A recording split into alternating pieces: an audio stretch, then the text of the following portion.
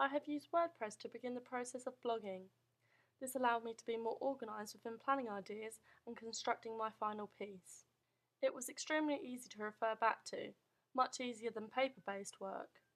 It allowed me to exhibit videos from entering the URL from YouTube and images to portray my ideas effectively and convey my inspirations. In the process of planning my opening sequence, I storyboarded shots, which would overall create an animatic, giving me a clearer idea of what my opening sequence will finalise like. I used a Philips flip camera to photograph the storyboard. Also, I used iMovie to put it all together, editing the length of the shots and the effects I am able to create. In the process of making my opening sequence, I was rapidly using technology. To film my opening sequence, I used a Canon camera, which recorded high-quality footage. I then used a tripod to keep my shots steady. This was extremely necessary in panning shots. My first piece of footage was refilmed completely, as the lighting I created in the bedroom lacked quality. Even when the camera was in night mode, I felt like this lighting was dull and not the atmosphere I was anticipating to create. The refilmed footage was lighted naturally.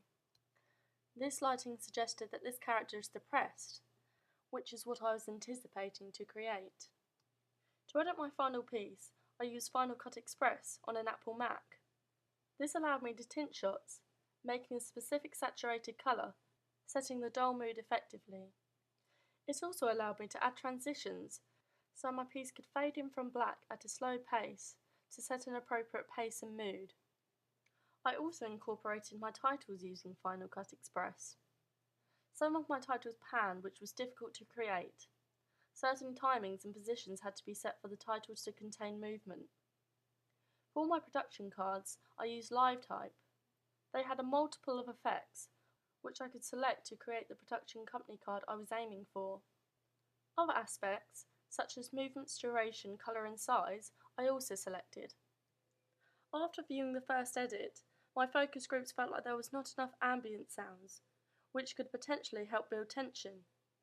In the questionnaire of which sound to insert, the target audience felt like a ticking clock was most appropriate. Therefore, I browsed the internet and discovered a ticking clock sound on Sound Bible. I added this to my film and gradually slowed the pace over the duration of the lounge scene, adding intense pressure.